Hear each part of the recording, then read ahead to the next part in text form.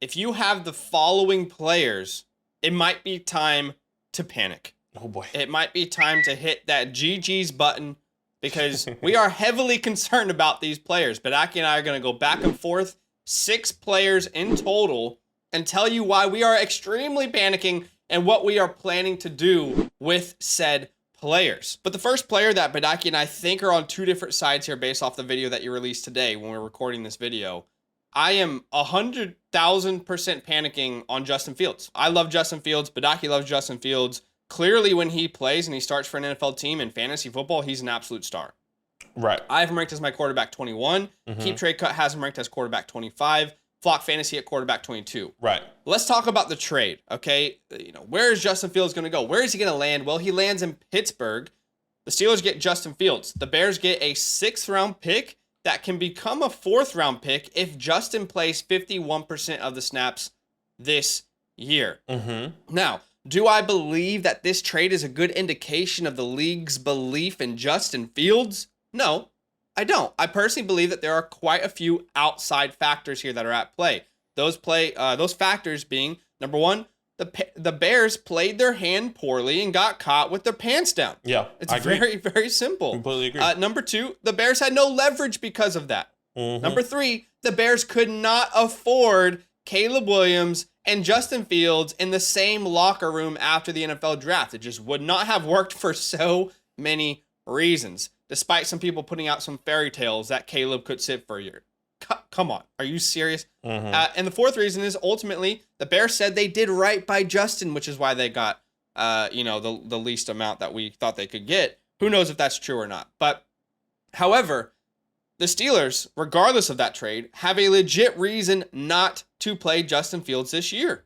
That reason is if he plays 51% of the snaps, they're giving up a more valuable piece in that trade. Now, is that going to stop them from playing Justin Fields? No. If Justin Fields is the better quarterback, Mike Tomlin's going to start him. That's right. How simple it is.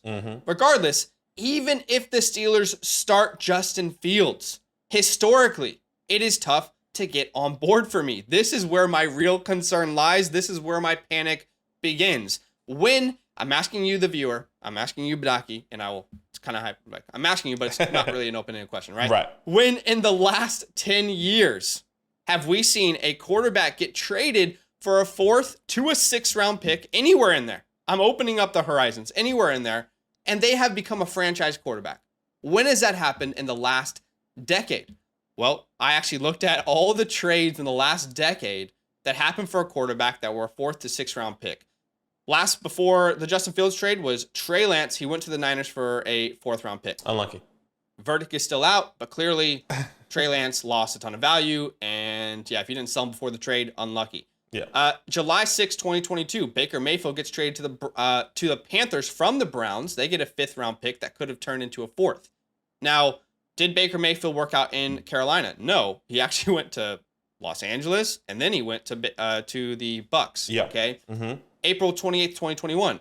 The Panthers trade for Teddy Bridgewater for a 6th. That didn't work out. The Panthers trade for Kyle Allen in 2020 for a 5th. That didn't work out. March 18th, 2020, the Bears trade for Nick Foles for a 4th-round pick. Wanted him to be their starter. That did not work out long term. Josh Dobbs in 2019 goes to the Steelers for a 5th. Clearly, he was a backup. In 2019, the Ravens trade a 4th-round pick to the Broncos for Joe Flacco. Joe Flacco starts for a year. He's, pretty much a journeyman since then. It did not work out. In 2018, A.J. McCarron went to the Raiders for a 5th. In 2015, Ryan Fitzpatrick to the Jets for a 6th-round pick. In 2014, Blaine Gabbert to the Niners for a 6th-round pick. In 2013, Matt Flynn to the Raiders for a 5th-round pick. Maybe you could make an argument that Baker Mayfield is the one who became a franchise quarterback. I guess it depends on your verbiage and how you believe that word means. Right. But we know Justin has improved. Has he improved $23.5 million worth? Because that is what the Steelers are going to have to decide next year.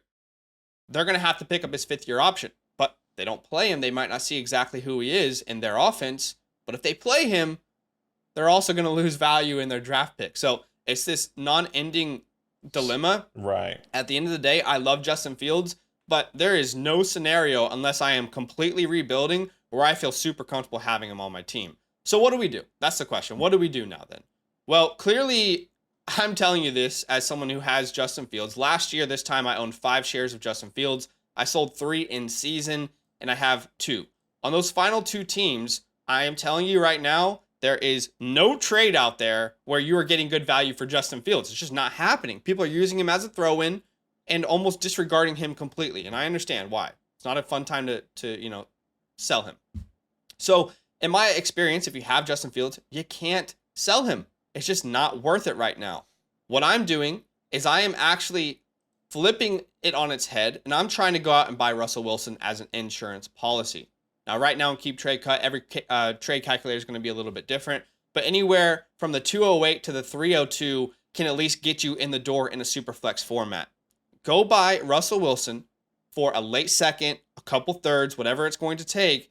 There's your insurance policy. If Russell Wilson plays well, we've already heard them wanting to extend his contract at the end of the year. If he plays well, great. You have Russell Wilson as a starter for a late second or a couple thirds. If he doesn't, then you have Justin Fields on your team, and he's ready to score some fantasy points for you. So at the end of the day, I'm 100% panic on Justin Fields, and I just don't, I can't think of a single reason other than we like him. He's good for fantasy. I can't think of a single reason why we should believe that he's a franchise quarterback at this point. Look, and I get it, and I think that's where I'm okay with, right? I mean, I don't want to go too crazy into your take, because you guys can definitely go watch my side of my take in my other video. But I think that's what excites me, that if you can get him as a QB3 on a really low, cheap opportunity at the moment, who is a good football, like fantasy football player, I'll be interested. Now, he's a franchise quarterback. I would agree with you. He's probably not. But for fantasy, if I have Justin Fields and he's starting for the majority of the games, I would want him on my team. But love the take. I completely understand where you're coming from with Justin Fields. Once again, go watch my side of that story in my video there. But my first player on my list that I am panicking on is a running back, actually. That is Rachaad White. Okay, in the fantasy community, RB3, both in the Flock fantasy community and on Keep Trade Cut, he's both RB13. In my rankings, he is RB15. Now, let's recap the 2023 season, right? Over 270 attempts, just over 900 yards, 11 touchdowns. Had a tremendous game in the air, 64 receptions, 74 targets, just under 550 yards, 3 touchdowns. He finished as the RB4. No one was expecting an RB4 type finish with Rachaad White. The only thing is that he was the only back in Tampa. Now, I am not discrediting him of what he did. I am not saying that he is going to be worse, but I do believe naturally there's regression, right? And I think that is the reason why I'm potentially one of my reasons I am potentially panicking on Rachaad White is the regression. Right? You were going to be expecting regression coming into the 2024 season there with Rachaad White and the Tampa Bay Buccaneers. We have to look at who was also helping him, because one of the biggest things here is that there was nobody behind him. You had Chase Edmonds, you had Keyshawn Vaughn, Sean Tucker, and none of those guys broke over 50 attempts on the ground specifically. You'll probably see a screenshot. Chase Edmonds, 49 attempts in total all of last year. Keyshawn Vaughn, 24 attempts. Sean Tucker, 15 attempts. That is a total of 88 attempts amongst 3 running backs. A backup should at least be getting significantly, I feel like, significantly more than that. Maybe breaking 100 for one player, one running back as a backup, right? So basically, White was leading this backfield by himself. Second reason why I'm panicking is we've seen the reports here with Todd Bowles saying that they're going to be, we want to bring in another quarterback to help take the weight off of Rachaad White workload. And clearly that hasn't happened in free agency, right? Because every other running back went to all these other teams, right? But I do believe there are a good amount of running backs that are coming in from the 2024 draft, even though early on in the offseason, if you've been with us, we've been saying this is a terrible class. But Zach and I has actually flipped it on its head and saying, actually, it's a pretty decent class. And I do believe some of these guys could absolutely take opportunity away from Rachaad White. Now, I am not saying any of these guys are going to come in and be a 50-50 workload. I am just projecting a really low share, and maybe a 30 to 35% share that is going to be coming in and taking opportunities away from Rachaad White. But we have to look at how Rachaad White thrived this year, and that was through maximum opportunity. And I don't believe that, Rachaad White is going to be a Devon A-Chain type of player where he has only 15 to 20 carries a game and he is going to be scoring a significant amount of fantasy points. No, he needs the 15 plus touches on the ground and then the 6 to 7 targets in the air to definitely, in my opinion, produce the same way he did this past year. Now, I don't expect that from him, once again, because of the things that are going to be coming into the 2024 season. Let's talk about the 2024 running backs. Once again, I kind of hinted on that, saying I do like a good amount of running backs coming into this class. Now, you're probably saying, well, they're probably not going to draft a Jonathan Brooks or Trey Benson, Jonathan Brooks or Trey Benson. But there are a lot of running backs, in my opinion, whether they complement or not, because we've seen multiple teams already pick up running backs that don't complement each other. Tajay Spears and Tony Pollard, right? I mean, that is a perfect example. We've seen it the year before with Kenneth Walker and Zach Charbonnet. We hate both of those situations. Not saying that's going to happen for the Tampa Bay Buccaneers, but if there is somebody that maybe somehow plays the same role as Rachaad White, that is going to then cause problems. Marshawn Lloyd, a problem, in my opinion. A Bucky Irving is a problem. A Jaden Wright is a problem. And Isaac Correndo, a Ray Davis, Sweet Baby Rays, Blake Corum, and Aldrich Estime. Now, some of these guys complement and some of these guys don't.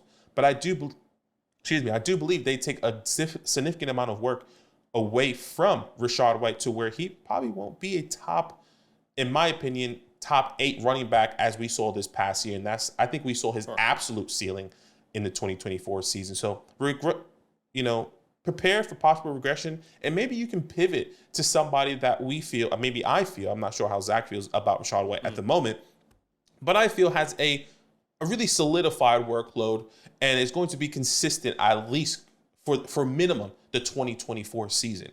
A David Montgomery, I really love to pivot off of. Maybe you can get more. A Derrick Henry, which is a really interesting trade, maybe if you're in a win-now scenario, right? Derrick Henry going to the Baltimore Ravens now, that sounds sexy. We saw Gus Edwards. What about a James Cook?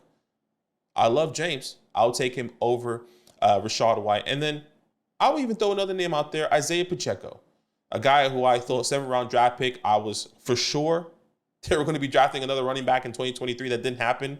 I think the same thing is going to be happening this year, where they might draft another running back, but I feel like he is pretty secure going into this year. So I am definitely panicking on Rachaad White.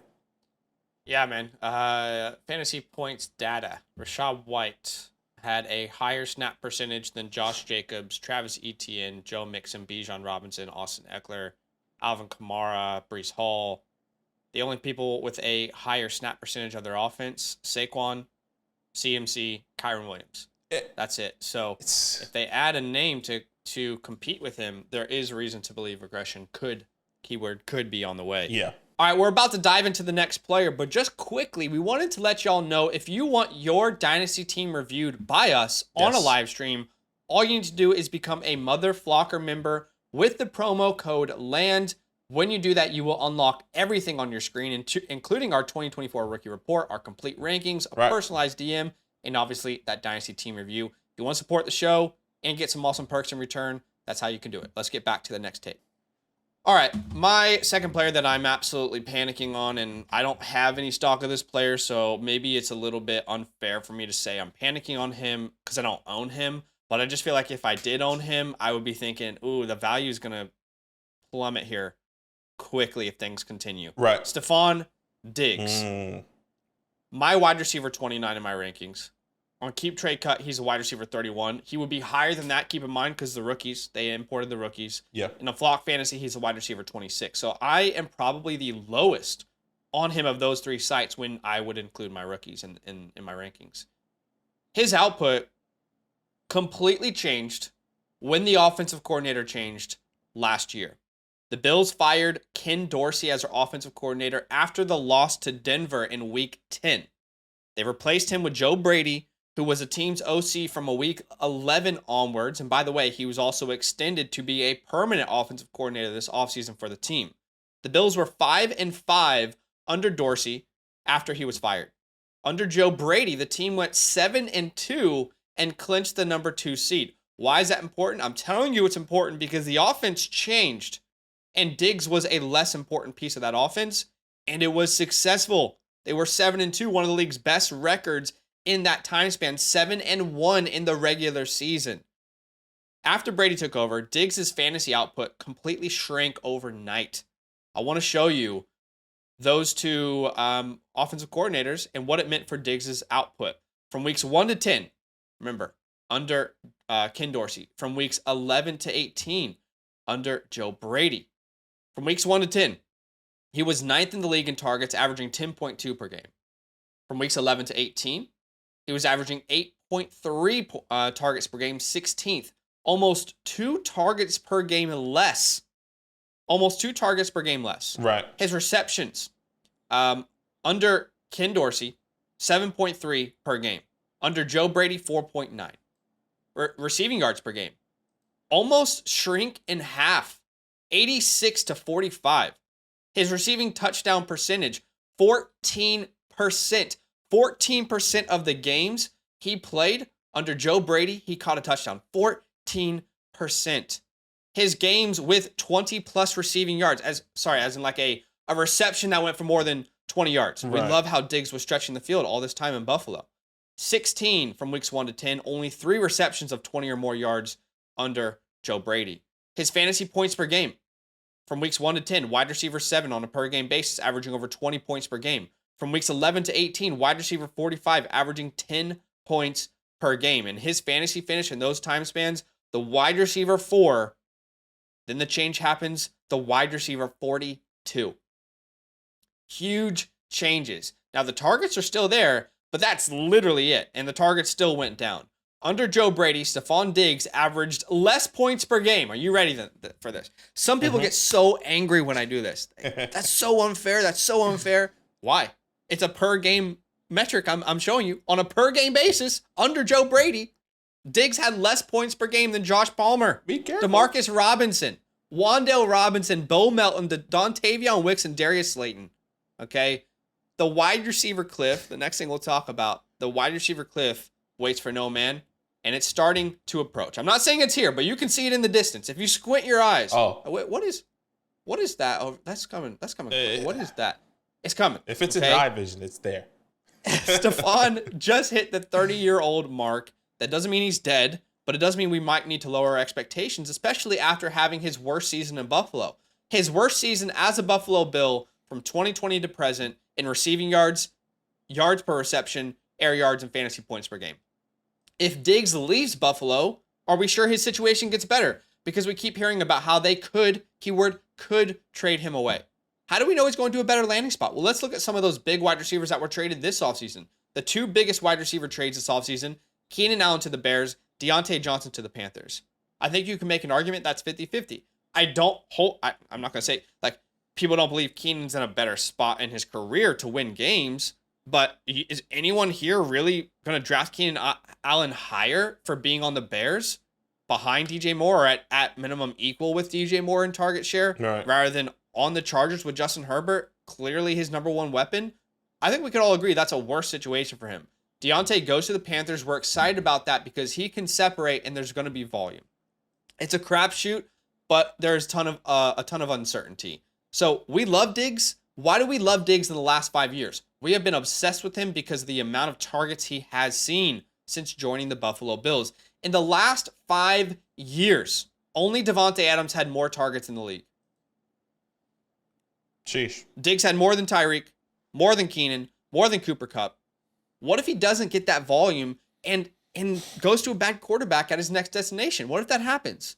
So when you combine all these factors, it is absolutely concerning, and I am panicking over it if I have him. So what do we do? Well, if it were me, I would be looking to move him for some draft picks. If I can get the 111 or the 112 in a super flex league, I'll take that all day. Right. If I can get a random 25 or 26 first, I'll take that all day. I'll send that to a competing team. If I can pivot, I want to pivot to the names like Jaden Reed, George Pickens, Jackson Smith and Jigba. That is probably the easiest pivot you will find right now for a competing team. Pivot to JSN, bet on the talent when no one else is. Can you get Deontay Johnson plus a second round pick? Can you get Amari Cooper plus a second round pick? Now, those might be late second round picks. What is that plus? Do you have to do a pick swap? Not all these trades are 100% going to work, but put your foot in the door And if you want to use Diggs to move up in the draft, use him to get into the top 5 of a Superflex draft. Do I have to send you Diggs in the 110 to get the 1-4? Do those kind of deals if they're possible. But at the end of the day, I'm sorry, I'm very worried about Stephon Diggs. Yeah, and I think a lot of people are, especially them potentially, gaining another wide receiver, maybe being the predecessor for, Stephon Diggs coming into the 2024 draft. So I definitely see the thought process there. All right, you kind of mentioned this guy, my second guy that I'm panicking on. I think this was pretty obvious, but I think a lot of people want to talk about it. We need to break it down. What will we be doing? Jackson Smith-Njigba. Okay. Yes, I know it's tough. It's hard to hear. Fantasy community, our Flock fantasy community, wide receiver 24. So he's still within the 20s. Keep trade cut, wide receiver 26. I'm right in between as my wide receiver 25. Once again, this is very obvious, but let's have a conversation. There's two sides of the coin that we can see here for Jackson Smith-Njigba. One, first side of the coin is hope. You hope there's a great buy low opportunity, and you hope that Ryan Grum that's coming from the Washington College, right, where we've seen with Roma Dunze, the offensive corner. We've seen with Roma Dunze, Jalen McMillan, Jalen Polk, and how he utilized all 3 wide receivers. Now he has that in the next level with DK Metcalf, Jackson Smith-Njigba, and Tyler Lockett. I can see that pathway. That's exciting. I believe it. The second pathway is with that Tyler Lockett signing, Jackson Smith-Njigba kind of just feels like a dead asset, in my personal opinion, at the moment. Now, not saying completely dead. I'm saying more like, okay, when is that breakout truly going to happen for us? And that feels very, very far. And let me tell you why. When I look into this Tyler Lockett contract, he gets a 2-year contract extension to stay with this team. He does have an out in 2025, but he's not technically a free agent until 2026. By that time, Jackson Smith-Njigba is already at the end of his 4-year rookie contract. That is forever away, it feels like, already, okay, in my personal opinion. And I'm not saying there aren't wide receivers that have quote-unquote, let's just say he doesn't break out until that time. That is a long time for a wide receiver to break out. And the most recent guy I can think of is Nico Collins. But that situation is really, really specific with C.J. Stroud, who is clearly an elite quarterback. I'm pretty sure there are other names out there that have quote-unquote broke out in their year 3 or year 4. Plenty of wide receivers broke out in year 3, but specifically year 4, I think is what concerns me. Looking into his 2023 season, we weren't expecting too much because we were saying, we were hoping coming into this year that he was going to have the breakout, that Tyler Lockett wasn't going to be on this team, that Jackson Smith-Njigba was easily going to be, gaining all those 110 plus targets that Tyler Lockett leaves behind. But that is not the case, right? And I think he's going to be very limited to his opportunity. I mean, this past year, we saw 63 receptions, 93 targets, just over 620 yards. Now, I'm not saying he can't break that now with Tyler Lockett, because yes, Tyler Lockett is at the end. He's kind of at that cliff. The same thing with Stephon Diggs that we've seen. He's at that end where if you can see it, it's here. It's coming, right? Like the cliff is here, especially with the quarterback play in Geno Smith, where there's a bunch of question marks there as well. When I think of the absolute ceiling for Jackson Smith-Njigba, I can envision him being a top 10, top 12 wide receiver, no doubt about it. But in this situation at the moment, I would say he is a low-end wide receiver too. And maybe that's where you're projecting him. Maybe you're in the comments saying, well, that's okay. I'm happy with him being a low-end wide receiver too. But if that's the case, if they're still valuing him as a top 20, it looks like 24, 26 wide receiver in our community and in Keep Trade Cut, who else is around there that actually has wide receiver 1 opportunities at that moment? Because I think there's a lot of people and a lot of players that you could potentially pivot to for Jackson Smith-Njigba. And like just looking at Keep Trade Cut alone, players that are going around Jackson Smith, players ranked around Jackson Smith-Njigba, the Jaden Reed, the George Pickens, the Zay Flowers, the Jordan Addisons, maybe just a little bit before and a little bit after. I'm willing to pivot off of JSN. And I've been a massive advocate of selling Jordan Addison. I still would rather have Jordan Addison, who was a clear-cut wide receiver 2 on his team, alongside one of the best wide receivers. A Jaden Reed, who was, still questionable, but what we saw from last year, when I say questionable on his role, right? But what we saw from last year with Christian Watson and without Christian Watson, I might be okay pivoting to someone like a Jaden Reed. What about a Zay Flowers, who is just one rank or two ranks ahead of him, who is clearly the only wide receiver on that team? I'm willing to do that. At the moment, on Keep Trade Cut, you can send the 109 for Jackson Smith and Jigba. Now, do I think that's possible? I don't think so. I don't think if I was in the 109 to Zach, he would take the 109 over Jackson Smith and Jigba every single day, and he loves him, right? Yeah, probably. It just depends on what you can get for him. So I understand this might be a obvious take, but if you have a Jackson Smith and Jigba, depending on your team, depending on your situation, see what type of players you could potentially pivot to, because I'm not necessarily sure if the breakout, it's hard to say if the breakout is ever going to be there when we want it to be. We want it to be now, but it's clearly not going to be now. Can I jump in and just like throw my little thoughts in there? I would love to. Yeah, I would love it. People know I love JSN. Obviously, this is not ideal. We don't want Tyler Lockett here. Here's what I will say is I don't personally believe that his rankings within the community, his value in the community replicates what it will actually be or mirrors what it will actually be or is a true representation of what it will actually be in August, right? A month after the draft, a couple weeks after the draft, when we have 5 wide receivers going in the first round. Like, I really feel like he's going to fall. He's going to be one of these, like, not forgotten names, but names that people are like, there's 3 guys there. It just doesn't work. You know, a couple things I would say right now is the time to sell if that's truly what you can get the 109. Like you said, I don't think that's possible. Yeah. I don't believe that's possible either. I believe in a month or so after the draft, there will be a huge buy low window on Jackson Smith and Jigba. So we're scared about a 32-year-old wide receiver. Let me tell you the best seasons ever by a 32-year-old wide receiver. Adam Thielen in 2022 with Minnesota, 716 yards. He's the only one to have over 550 yards at the age of 32. Marvin Jones with Jacksonville, 529 yards. Randall Cobb, 417 yards. Those are the guys who are leading the NFL at 32 years old with the amount of receiving yards that they put up. Right. I mean, more often than not, the older you get, it's inevitable. You're going to be a less effective football player. Tyler Lockett's a little bit unique because he hasn't taken many hits. He's been very careful with his body, so he could play. But also keep in mind, he has a dead cap hit of $4 million next year. And I personally believe that there is more reason, like the evidence based off of history, there is more reason for us to believe that Jackson Smith and Jigba will be more involved in this offense and Tyler Lockett will be less involved in this offense. If history plays a part, history tells us Tyler Lockett's going to take a step back this year. That's just 100% the case with wide receivers of his age. And players in their second year who are first-round picks, typically they take a step forward. And when you talk about that offensive coordinator change, I don't think we can underestimate that. You know how annoyed JSN was when he had to talk about his old offensive coordinator? Did you guys see that interview where he was like, Shane Waldron, he's a good guy. They're like, no, but like, what do you like about him as a football coach? He's like, he's a good dude, man. He's like, is this live? Do I have to say something? He's a good guy, you know? So I'm playing devil's advocate. Right now is not the right time to buy if that's the price. But I do believe there's going to be a huge buy window here. I will say, just my opinion, and probably some bias in there. Yeah, and I will say, maybe just to close it off, what's interesting is that the new head coaching regime extended Tyler Lockett, and they do have a top 16 pick. Yeah.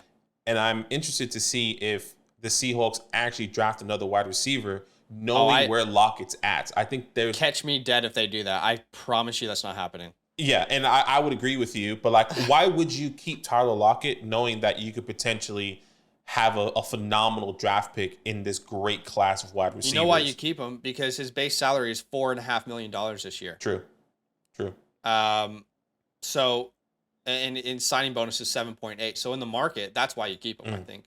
I agree. But I hear you. Like, look, we'll wrap it up. I know everyone's got their opinions. All right, this next one, we're going to go quick fire through these last two. My third player that I'm panicking on is actually 2 names. I cheated a little bit. A little bonus. But it's TJ Hawkinson and Cole Kmet. So they're tight ends that I am panicking on. Okay. All right, let's quickly talk about this. TJ Hawkinson. My question is, how are you going to replace Kirk Cousins? Yeah, they could trade it for a rookie quarterback. How do we know that rookie quarterback's going to be good based off what we've seen the last 5 years from rookie quarterbacks? The Kevin O'Connell and Kirk Cousins era has meant pass-happy offenses. The Vikings last year, despite Kirk's injury, were 6th in the league in passing attempts. The year before in 2022, they were third when Kirk was healthy. Can they throw the ball as much as they did last year with Sam Darnold or a rookie quarterback? TJ Hawkinson was second in targets amongst tight ends last year. And what does that mean now with a whole new change? Will the quarterback have a connection with TJ Hawkinson the same way that Kirk did? Is Jordan Addison's role not going to grow in year 2? In Justin Jefferson's absence, we saw a star budding in Jordan Addison. Are they not going to have bigger plans for him this year? Surely they do. And the last thing I'll say is, how long will it take for TJ to completely recover from that ACL injury? Will he be the same player afterwards? So those are the questions that I have. The only name in Minnesota I'm truly not concerned about is Justin Jefferson, because we saw him put up some pretty impressive numbers without Kirk Cousins throughout his career. So what am I doing? I'm trying to move TJ Hawkinson for like the 108, the 109 in a non-tight end premium format. In a tight end premium, you could probably get more. I want a mid 25 first. I'd rather pivot to a name, and these are all adjacent values on Keep Trade Cut. Rashee Rice, T. Higgins, Zay Flowers, Saquon Barkley. I'd rather pivot. I'd rather pay to go out and send Hawkinson and something for Trey McBride. I'd rather switch straight to Kyle Pitts. I'd rather get Dalton Kincaid plus something.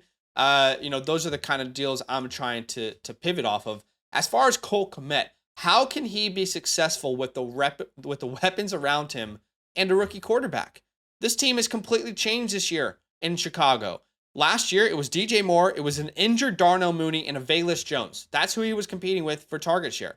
This year, it's DJ Moore, Keenan Allen, DeAndre Swift, Gerald Everett, and the 109. And his ranking in the community hasn't really changed at all. I just don't get it. Like, what are they going to do with pick 9? What if they add another weapon to this offense? And regardless, even without Keenan, even without Swift or Gerald Everett, Kmet has never demanded targets even before the competition was added. In 2021, he was 8th in targets with 93, 5.5 per game. In 2022, he was 13th in targets, 4.1 per game. In 2023, he was 11th in targets, 5.3 per game. The guy whose target amount has gone down every year since 2021 is going to break out with new competition and a rookie quarterback. I struggle to see that. Again, never demanded targets. Now has to compete with Keenan, Swift, Everett, and who knows what they do with the pick 109 in the NFL draft. I just struggle to see a Kmet breakout. I just don't see it happening. So assuming you're not in tight end premium formats, can I get the 208 to the 212 in a superflex format? Is that possible? Is it possible to get a late second? Because I'm taking that all day. Can I get any 20-25 second? I'm taking that all day. Adjacent players on Keep Trade Cut I'd rather have Kendre Miller, Jahan Dotson, Jerry Jeudy, B-Rob, Joe Mixon. If I can pivot to Evan Ingram, I'm taking Evan Ingram. And if I can pivot to Michael Mayer, Dalton Schultz, I'm pivoting to those names. At the end of the day, I just don't believe that Cole Kmet is some special player that's going to break out with all these names being added to this roster. Respect. I'm a big Cole Kmet believer. I get it. It's tough to compete with all those names in there, and it's definitely a worrisome, but can't really argue with that there. All right, my last player, once again, quick fire for me at the wide receiver position. Somebody that was a massive advocate of for the past couple of years, it was Devonta Smith. I am definitely concerned about Devonta Smith, and not even just Devonta Smith. I think I would even just say throw Dallas Goedert in there as well if I really wanted to. But today I'm talking about Devonta Smith. Fantasy community wide receiver 17, Keep Trade Cut wide receiver 19. He's my wide receiver 20 in my rankings here. One of the biggest things this past year with Devonta Smith was the up and downs, inconsistencies of whether you should be starting him or not. I was hoping that he was going to find the consistencies week 1. He has that crazy game, or not crazy game. He had a decent game. A.J. Brown starts crying, and then Devonta Smith went bye-bye. That's frustrating, okay? And now, when you think of this team, you think of the new addition to Saquon Barkley. When you look at the overall landscape of this team, where is the opportunity going to be coming from? Once again, there's probably 2 different narratives that you can spin here. With Saquon Barkley in the backfield, some of the best talent that the Eagles has ever had, maybe that opens opportunity for Devonta Smith in the secondary. Maybe it does. Right. But I do believe Saquon Barkley does demand targets more than what we've seen from Devonta Smith in the past. Saquon Barkley is a weapon, right? Devonta Smith, I wouldn't necessarily say that he is a weapon, but he is a massive contributor to this offense. But Saquon Barkley at the next level at the running back position. So when you look at the overall landscape, you're telling me you have to feed fantasy points specifically to Jalen Hurts, A.J. Brown, Saquon Barkley, Dallas Goedert, and Devonta Smith. We already struggled with inconsistencies last year. Oh, yeah. Big time. Now it just emphasizes it more in 2024 with Saquon Barkley on the team. And that was with DeAndre Swift. I love Devonta Smith. Once again, I was a massive advocate of him having that breakout in 2022 with A.J. Brown coming in. I was also a big, massive advocate of him continuing that in 2023. That clearly didn't happen, so I was 1 for 1. Now I'm gonna go. I feel like I'm gonna go 2 for 1 here. I'm going 2 for 1 here, going in the 2024 season because of the Saquon Barkley addition. So if there are pivot options, once again, he's around wide receiver 18 in wide receiver 17 and 18 around fantasy, the Flock Fantasy, and then keep trade cut. If I can get a Nico Collins, a DJ Moore, a Tank Dell, a Michael Pittman, who are all ranked and ranged around Devonta Smith, I'm willing to pivot off of Devonta Smith right now if I possibly can. One of the biggest ones I would say is DJ Moore. If you're telling me DJ Moore is wide receiver 18 and keep trade cut, and Devonta Smith is wide receiver 17, I am trying to say, hey, you like Devonta Smith? All right, I'll take DJ Moore off your hands. I know he got Keenan Allen over there, all these other players. Yeah. I'll take DJ Moore off your hands here. So, Devonta Smith is my last panic player.